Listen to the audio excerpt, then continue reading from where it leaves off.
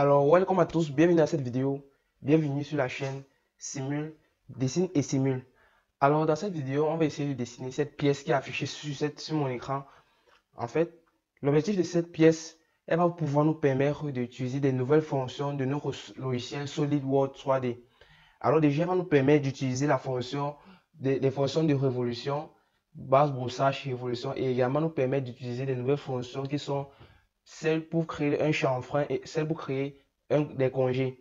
Alors, sans plus tarder, passons directement à la vidéo.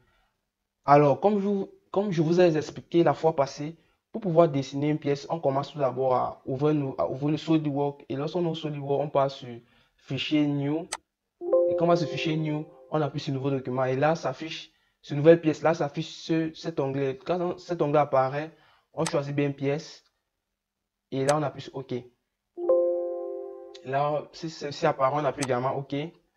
Alors tout d'abord, on va aller sur base, brossage avec révolution. Oui, comme je vous l'ai dit, ici, on va utiliser les fonctions de révolution. Là, donc, une fois qu'on a choisi base, brossage et révolution, on clique sur plan de face. Une fois le plan de face sélectionné, on peut donc commencer à dessiner véritablement notre pièce. Alors, lorsqu'on voit notre pièce, on va utiliser une technique. La technique, on dit, de révolution. Alors tout d'abord, on va commencer par dessiner la ligne de construction. Pour le faire, on vient sur ligne et on choisit ligne de construction. Donc, vous cliquez sur la flèche d'à côté et vous cliquez sur ligne de construction. Ici, je vais volontairement choisir que cela passe par le centre du repère de mon dessin. De mon dessin. Cela va me faciliter certaines choses, notamment sur le plan de la mise sous contrainte de mon dessin. Là, quand il fait automatiquement, ça m'a créé une relation, c'est-à-dire ça a permis que cette ligne de construction soit une fonction coïncidente avec le centre de mon repère. C'est ce qui correspond au petit carré vert. Vous lisez bien coïncidence, ligne 1 et point 1 origine. Bon, maintenant pour continuer, donc, déjà, je vais mettre une nouvelle propriété à ma ligne de construction. Généralement, lorsqu'on utilise la ligne de construction pour pouvoir faire une révolution, on vient ici sur l'option que j'ai appuyée ici, on vient là, on clique sur celui-ci et on appuie sur longueur infinie. Donc une fois la longueur bien mise sur infini, maintenant on va commencer donc à dessiner le profil de notre pièce. Alors tout d'abord on va dessiner le profil grosso modo sans véritablement s'attarder sur la partie cotation ou chanfrein ou congé. Donc la matière vraiment brute quoi.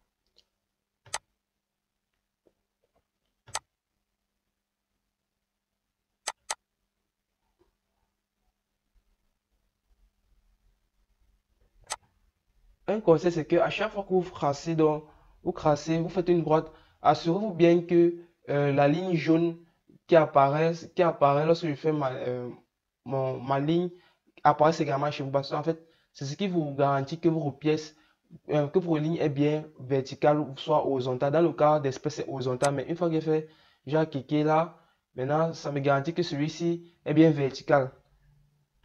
Et ainsi de suite. Ça facilite énormément. Et là, vous voyez, vu que j'ai besoin que ma ligne s'arrête exactement au même endroit que ce point-là, donc sur la même verticale que ce point, j'utilise donc l'aide de SolidWorks et ça me permet de m'arrêter au bon endroit. Et là, je clique là. Ensuite, je descends. Là encore, ça me permet de m'arrêter au bon endroit. Et là, je remonte. Alors, on vient faire une première partie. Maintenant, ce que je vais faire, je vais commencer à coter ma pièce et également la contraindre. Alors là, maintenant, je viens d'abord là, je relie ce point-là au centre du repère.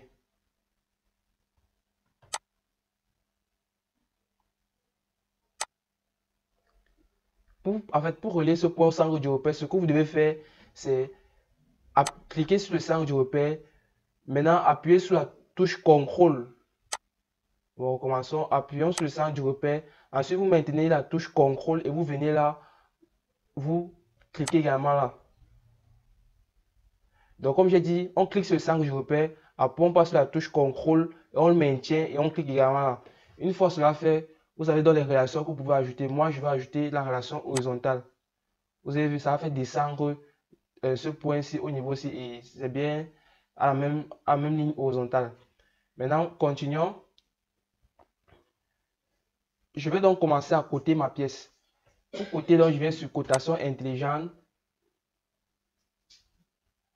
Là, je remarque que la distance entre cette ligne de construction et ce bord-ci là, qui est en pointillé, elle est de 10, mais ça crée en fait un diamètre de 20 puisque c'est une sorte de cercle qui va se créer. Donc, je viens là, je clique là et je clique également sur ma ligne de construction. Là, ça me permet donc de représenter, de mettre 20.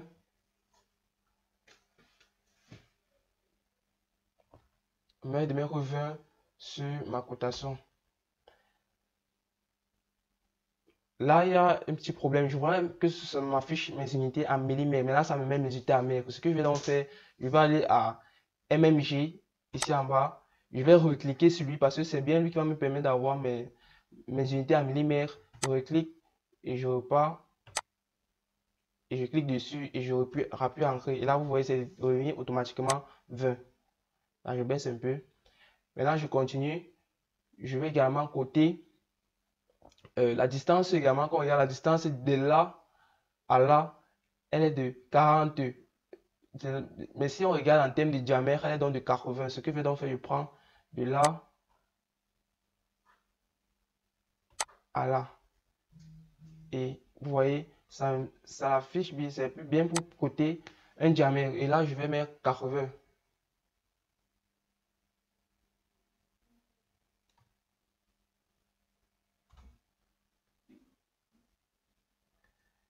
Maintenant, celui-ci, de là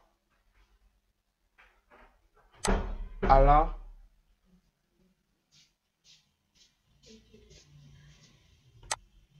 de là à là, je mets 180, comme sur le dessin.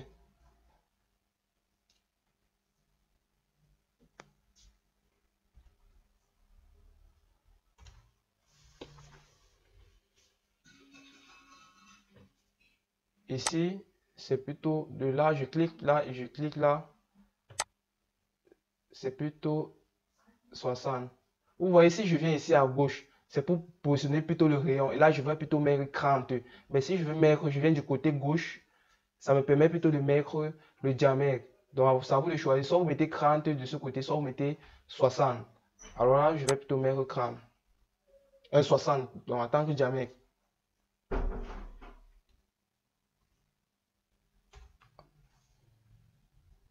OK. Maintenant, ce que je vais faire, je vais maintenant coter les bordures ici, là, rapidement. Ici, déjà, nous avons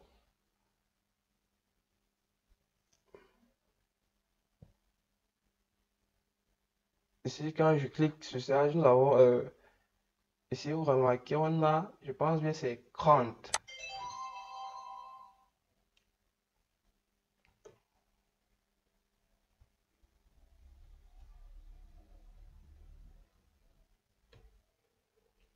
N'ayez pas peur. C'est vrai que ça ne ressemble pas à notre pièce, mais vous voyez à la fin, ça va ressembler.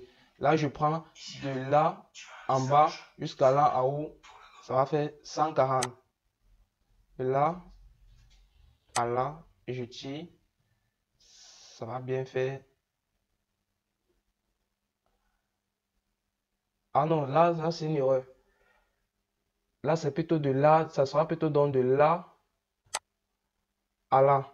C'est pour ça que généralement, côté, il faut vraiment être attentif parce que normalement, j'aurais dû côté un peu plus, de façon un peu plus ordonnée. Mais bon, c'est pour que vous puissiez également comprendre qu'il faut être attentif en cotant. Bon, là, je mets 140.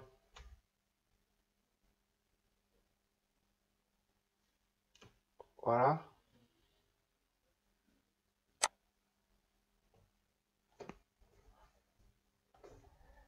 Là, vous voyez, ça ne ressemble pas très fortement à ma pièce. Là, ce que je fais, je vais un peu descendre. Je descends, je tire un peu, je descends avec pour que ça puisse déjà être un peu plus ressemblant. Oui. Et ensuite, pour continuer, Là, ça ressemble un peu plus de la... Ce que j'ai fait, j'ai maintenu le clic gauche sur ceci et j'ai tiré vers le bas pour que ça puisse vraiment être un peu, le profil puisse ressembler. Et ensuite, je prends de là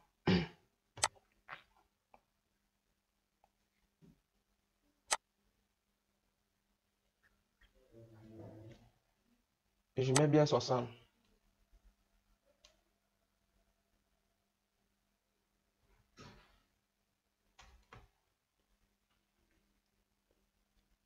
Ok. Là, je pense que j'ai entièrement coté 60, 30, 140. Là, j'ai bien mis 80. Ici, 180.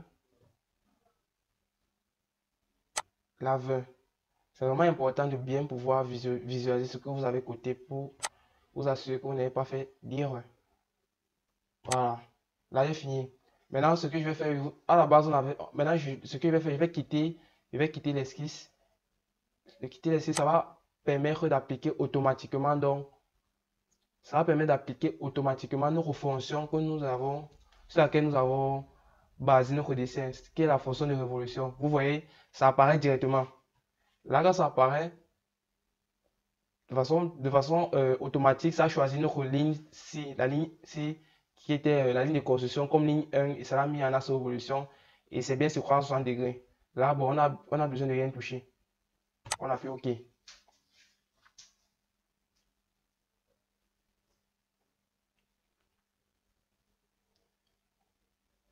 Sinon, notre pièce que l'on a rapidement. Donc, on a notre pièce, elle a presque fini. Maintenant, nous passons donc à la réalisation des chanfreins et des congés. Tout d'abord, commençons par les congés. Déjà, donc, pour réaliser le congé, qu'est-ce qu'on vient? On vient là, qu'on est sur fonction, qu'on est sur l'onglet fonction ici là. Ensuite, on vient là, congé.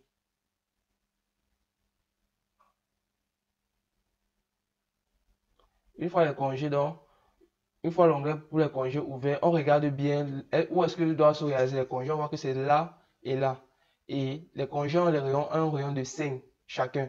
Donc, je viens là, objet arrondi, je clique bien sur l'espace là et je viens là, je clique, sur ça. Donc, l'arête, l'arête que je dois arrondir et également l'arête du bas que je dois arrondir. Et je me rassure donc que dans les paramètres que ça correspond, le rayon de mon congé correspond bien à 5 mm. C'est ce que je mets. 5 et j'appuie Entrée. Ça correspond bien à 5 mm. Maintenant, ce qu'on fait, on appuie sur OK. Vous voyez, voici ce que ça donne. Ensuite, on va donc continuer maintenant à appliquer le chanfrein. Le chanfrein pour utiliser, on vient sur là où il y avait congé, on appuie la flèche. Et là, ça affiche chanfrein en bas et on clique sur chanfrein. Et en même on choisit, on clique encore bien sur cet espace, puis on vient choisir là où on va réaliser notre chanfrein. Vous voyez ici, le chanfrein, c'est cette partie-là. Cette partie d'en haut et d'en bas. Là, on va cliquer sur cette arête et sur cette arête d'en bas. Et nos deux chanfreins ont, on va dire, des distances de 5 par 5. Donc 5 x 5. 5 x 5, ça veut dire donc que on va appliquer un angle de 45 degrés et une distance de 5 mm.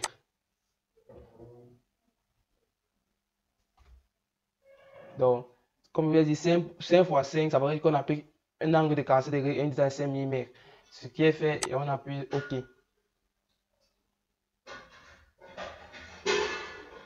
Voilà. Maintenant, on peut observer aisément notre dessin et on se rend compte que il correspond exactement à ce qu'on attendait de lui.